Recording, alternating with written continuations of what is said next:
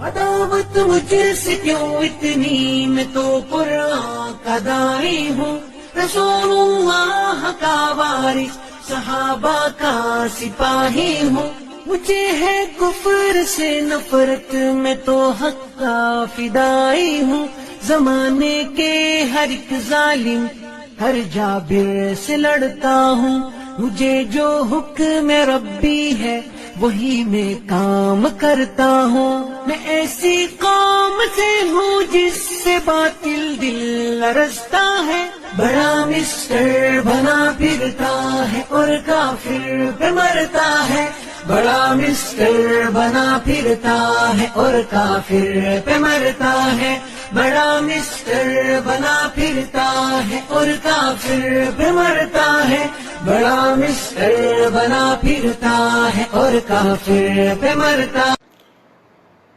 السلام علیکم ورحمۃ اللہ وبرکاتہ۔ بسم اللہ الرحمن الرحیم، الحمدللہ والصلاة والسلام علی رسول اللہ وعلی آلہ واصحابہ اجمعین۔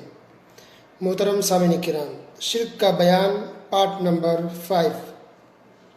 شرک اکبر عملی کی مثال غیر اللہ سے دعا کرنا ہے۔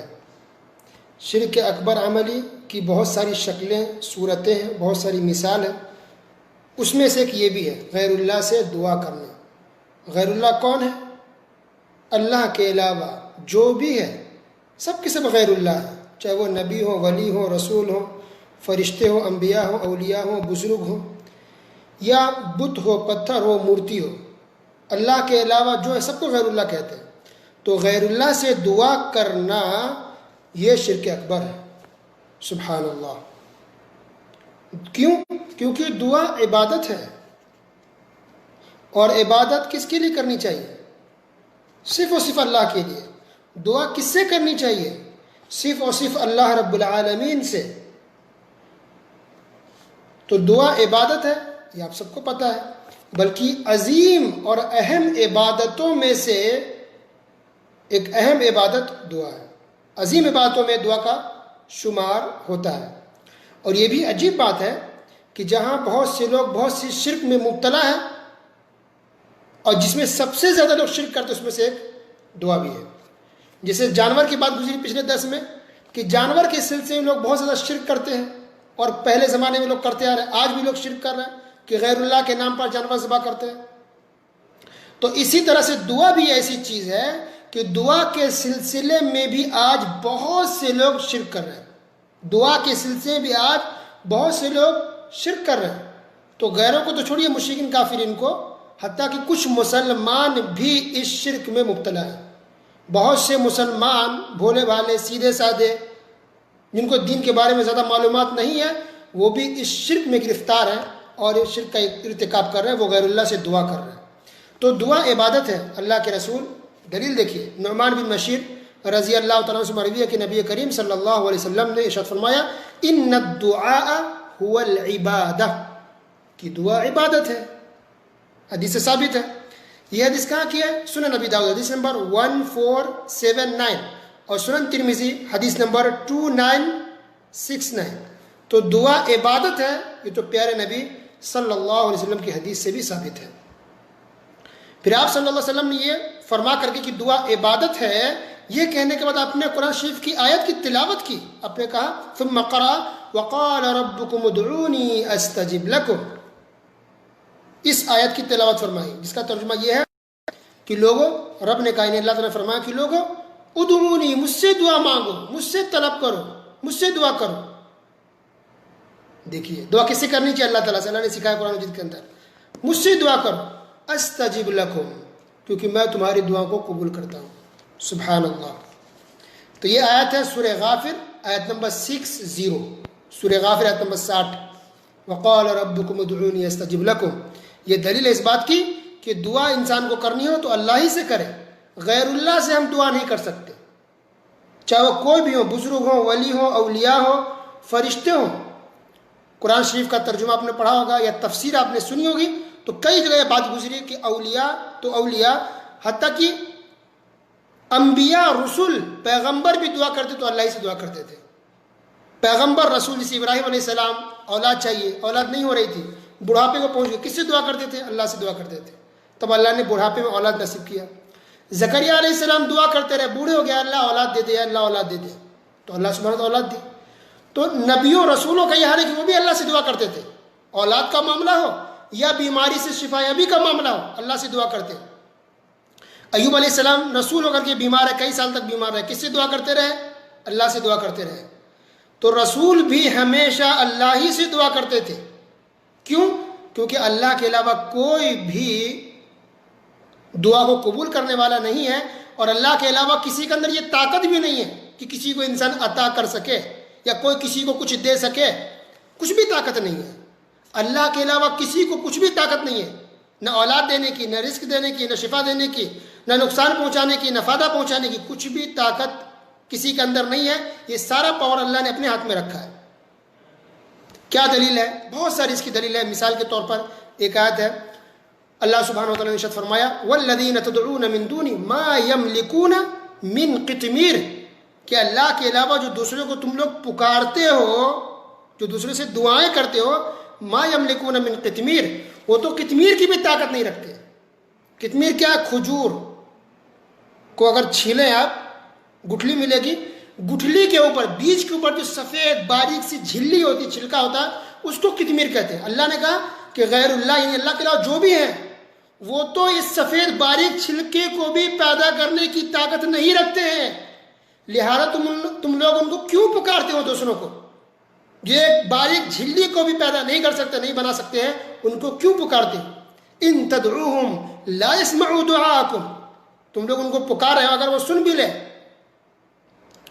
تو اگر تم پکارتے ہو سن بھی نہیں سکتے، وہ سن بھی نہیں سکتے۔ وَلَوْ سَمِعُوا مَا اسْتَجَابُوا لَكُمْ، اگر وہ سن بھی لے، تھوڑی دیر مان بھی لیتے ہیں کہ وہ سن بھی لے تمہاری دعاؤں کو، تمہاری پکار کو، تو تمہاری پکار کا جواب نہیں دے سکتے۔ مَا اسْتَجَابُوا لَكُمْ، اللہ اکبر، تمہارا جواب نہیں دیں گے، تمہاری پکار کو سن نہیں سکتے، دعا کو قبول کرنا بہت دور کی بات ہے۔ وَيَوْمَ الْقِيَامَةِ يَكْفُرُونَ بِشِرْكِكُمْ، دیکھیے کہنا کہ غیر اللہ سے دعا کرنا شرک ہے، غیر اللہ کو پکارنا شرک ہے، یہ قرآن کیسے ثابت ہے؟ اللہ نے کہا وَيَوْمَ الْقِيَامَةِ يَكْفُرُونَ بِشِرْكِكُمْ، قیامت کے دن یہ لوگ تمہارے شرک کا انکار کر دیں گے۔ کہ کون سا شرک؟ یہی دعا، اللہ نے دعا کا ذکر کیا نا، کہ غیر اللہ کو تم لوگ پکارتے ہو، تمہاری دعا کو قبول نہیں کریں گے، بلکہ تمہاری بات سنتے بھی نہیں ہیں، اور مان لیں گے اگر سن بھی لے، تھوڑی دیر کے قبول کر بھی لیتے ہیں تو جواب نہیں دے سکتے۔ پھر اللہ نے اسی دعا کو نام دیا شرک کا، کہ یہ شرک کا انکار، یعنی جس کو پکار رہے تم دنیا میں، یہ لوگ تمہاری دعا کا انکار کر دیں گے قیامت کے دن، یہ شرک ہے۔ بِشِرْكِكُمْ، اللہ اکبر۔ سورہ فاطر آیت نمبر 13 سے 14 دیکھیے، سورہ فاطر آیت نمبر 13 اور آیت نمبر 14۔ تو غیر اللہ سے دعا کرنا یہ شرک ہے، کیا دلیل ہے؟ سورہ فاطر آیت نمبر 13 آیت نمبر 14، 13 14، خود اللہ نے کہا کہ تم غیر اللہ کو پکارے، یہ شرک ہے۔ اللہ اکبر۔ اور بہت ساری دعا ہے، اور بہت ساری دلیل ہے اس بات کی کہ غیر اللہ سے دعا کرنا، غیر اللہ کو پکارنا یہ شرک ہے، غلط ہے، ناجائز ہے۔ اللہ نے اس کی پرمیشن کہیں بھی نہیں دی ہے اور کسی کو بھی نہیں دی ہے۔ اگرچہ کوئی بہت بڑے بزرگ ہیں، اللہ کے ولی ہیں، پیر ہیں، کچھ بھی ہو سکتے ہیں الحمدللہ، تو کسی کا ولی ہونا، بزرگ ہونا، ولی ہونا ایک بات ہے، لیکن اللہ نے یہ کہیں اجازت نہیں دی ہے کہ ان کی وفات کے بعد ان کو پکارو، ان سے دعائیں مانگو، ان کے درگاہوں اور مزاروں پر جاؤ، یہ اجازت اسلام میں کہیں بھی نہیں دی گئی ہے۔ یہ لوگ اپنی طرف سے کر رہے ہیں، کیونکہ اللہ کے علاوہ کوئی مدد آپ کی کر بھی نہیں سکتا۔ دعا ہم اس لیے کرتے ہیں کہ ہماری مدد ہو جائے، دعا ہم اس لیے کرتے ہیں تاکہ ہمارا کام ہو جائے، دعا ہم اس لیے کر رہے ہیں تاکہ ہماری پریشانی دور ہو جائے، دعا ہم اس لیے کرتے ہیں کہ ہمارا ہیلپ ہو جائے، تو اللہ کے علاوہ کوئی ہیلپ کر بھی نہیں سکتا ہے۔ کیا دلیل؟ سورہ آل عمران آیت نمبر 126، وَمَن نَّصْرُ إِلَّا مِنْ عِنْدِ اللَّهِ الْعَزِيزِ الْحَلِيمِ، عزیز الحکیم۔ اللہ نے کہا کہ مدد صرف اور صرف اللہ ہی کی طرف سے ہو سکتی ہے۔ اللہ اکبر۔ پھر اللہ نے کہا سورہ غافر آیت نمبر 14، فَادْعُوا اللَّهَ مُخْلِصِينَ لَهُ الدِّينَ وَلَوْ كَرِهَ الْكَافِرُونَ، کہ اللہ سے کو پکارو، اللہ سے دعا کرو۔ فَادْعُوا اللَّهَ مُخْلِصِينَ، مخلص کسے کہتے ہیں؟ صرف خالص، اکیلے صرف اللہ کو پکارو، اکیلے اللہ سے دعا کرو۔ پھر سورہ جن آیت نمبر 18 18، وَأَنَّ الْمَسَاجِدَ لِلَّهِ فَلَا تَدْعُوا مَعَ اللَّهِ أَحَدًا، کہ مسجدیں اللہ کے لیے ہیں، لہذا اللہ کے ساتھ کسی کو بھی نہ پکارو۔ احدا، احد یعنی ایک، کسی ایک کو بھی نہیں، کسی کو بھی نہیں، نکرہ ہے. کوئی بھی ایسا نہیں, چاہے بزرگ, ولی, نبی, فرشتے, اللہ کا مقرب بندہ, کوئی بھی ایسا نہیں. اللہ کے ساتھ کسی کو بھی نہ پکارو, کسی کو بھی نہ پکارو. اللہ اکبر. سورہ حج آیت نمبر 62 میں دیکھیں اللہ نے فرمایا, آیت نمبر 62, 62, ذالک بأن اللہ هو الحق, کہ جان لو کہ بے شک اللہ تعالیٰ یہ حق ہے, وَأَنَّ مَا يَدْعُونَ مِن دُونِهِ هُوَ الْبَاطِلِ, اور اللہ کے علاوہ جس کو بھی پکارتے ہیں وہ سب کے سب باطل ہے. اللہ پر دلیل یاد رکھیے, حوالہ بھی دے رہا ہوں. تو اللہ کے علاوہ کسی اور کو نہیں پکارا جا سکتا. کسی غیر اللہ کو پکاریں گے یہ شرک ہے. اب اگر کوئی کہے کہ ہم غیر اللہ کے پاس جاتے ہیں, درگاہ پہ جاتے ہیں, مزار پہ جاتے ہیں, اولیاء قبر پہ جاتے ہیں, تو ہم ڈائریکٹ ان سے نہیں مانگتے, ہم مانگتے ہیں اللہ سے. بس ان کو ہم وسیلہ بنا رہے ہیں, ان کو ہم سفارشی بنا رہے ہیں, کیونکہ ہم گنہگار ہیں, خطا کار ہیں, ہماری دعا ڈائریکٹ قبول نہیں ہوگی. تو اس لیے ہم بزرگوں کی قبروں پر جاتے ہیں تاکہ یہ ہماری بات کو اللہ تک پہنچا دیں گے. تو یہ شرک کیسے ہو جائے گا, کیسے غلط ہوگا؟ ہم تو ان سے نہیں مانگ رہے, ہم تو اللہ سے مانگتے ہیں. تو اگر اب اللہ سے مانگتے ہیں, ان بزرگوں سے نہیں مانگ رہے ہیں, پھر بھی غلط ہے. یہ جو طریقہ آپ کہہ رہے ہیں کہ قبروں پر جا کر کے ان کو وسیلہ لگا رہا ہے, واسطہ لگا رہا ہے, یہ طریقہ بھی مشرکوں کا ہے, یہ طریقہ بھی کافروں کا تھا. گھبرائیے نہیں, دلیل دیکھیے 11واں پارہ سورہ یونس آیت نمبر 18 یعنی 18. اللہ سبحانہ وتعالی نے ارشاد فرمایا, وَيَعْبُدُونَ مِن دُونِ اللَّهِ مَا لَا يَضُرُّهُمْ وَلَا يَنفَعُهُمْ, کہ جو لوگ اللہ کے علاوہ دوسروں کو پکارتے ہیں وہ نہ اس کو نقصان پہنچا سکتے ہیں, وَلَا يَنفَعُهُمْ, اور نفع بھی نہیں پہنچا سکتے ہیں. وَيَقُولُونَ هَؤُلَاءِ شُفَعَاؤُنَا عِندَ اللَّهِ, یہ لوگ کہتے ہیں کہ ہم اس کے پاس تو اس لیے جاتے ہیں کیونکہ یہ ہمارے شفعاء, سفارشی ہیں, واسطہ ہے, وسیلہ ہے, یہ ہماری بات کو اللہ تک پہنچا دیں گے. اللہ اکبر. تو یہ کافر جواب دیتے, یہ مشرکین کا جواب تو یہ طریقہ تھا. لہذا اگر آپ اللہ ہی سے دعا کرتے ہیں لیکن بزرگوں بس وسیلہ کے لیے جا رہے ہیں, تب بھی یہ طریقہ غلط ہے, یہ بدعت ہے, ناجائز ہے, بلکہ یہ طریقہ آپ کو شرک تک پہنچانے والا ہے. اب آپ بتائیے کہ کیسے غلط ہے؟ تو دلیل قرآن کی آیت, صحابہ کے عمل سے بھی بات ثابت ہے کہ غلط ہے. کسی کی وفات کے بعد ان کی قبروں پر جا کر کے دعا کے لیے کہنا اور وسیلہ لگوانا, واسطہ لگوانا اور وسیلہ کی نیت سے جانا غلط ہے. کیسے غلط ہے؟ پہلے یہ بتائیے کہ ہم لوگ زیادہ اسلام کو سمجھتے جانتے ہیں یا صحابہ کرام اسلام کو زیادہ جانتے ہیں؟ صحابہ کرام, صحابہ میں بھی خلفائے راشدین. اب دیکھیے عمر فاروق رضی اللہ تعالیٰ عنہ کے دور خلافت میں قحط سالی پڑ گئی, یعنی بارش نہیں ہو رہی تھی, تو وہ عباس رضی اللہ تعالیٰ عنہ کے پاس آئے, نبی صلی اللہ علیہ وسلم کے چچا عباس رضی اللہ تعالیٰ عنہ کے پاس آ کر کے کہا کہ جب تک نبی صلی اللہ علیہ وسلم ہمارے بیچ زندہ رہے, غور سے سنیے گا, زندہ رہے, ہم ان کو کہتے تھے آپ دعا کر دیجئے, وہ اللہ سے دعا کرتے تھے, لیکن اب وہ ہمارے بیچ نہیں رہے, انتقال ہو چکا ہے, لہٰذا ہم آپ کے پاس آئے ہیں, آپ اللہ سے دعا کر دیجئے کہ اللہ تعالیٰ پانی برسا دے, بارش برسا دے. تو انہوں نے اور بقیہ صحابہ کرام نے دعا کی تو اللہ تعالیٰ نے بارش برسا دی.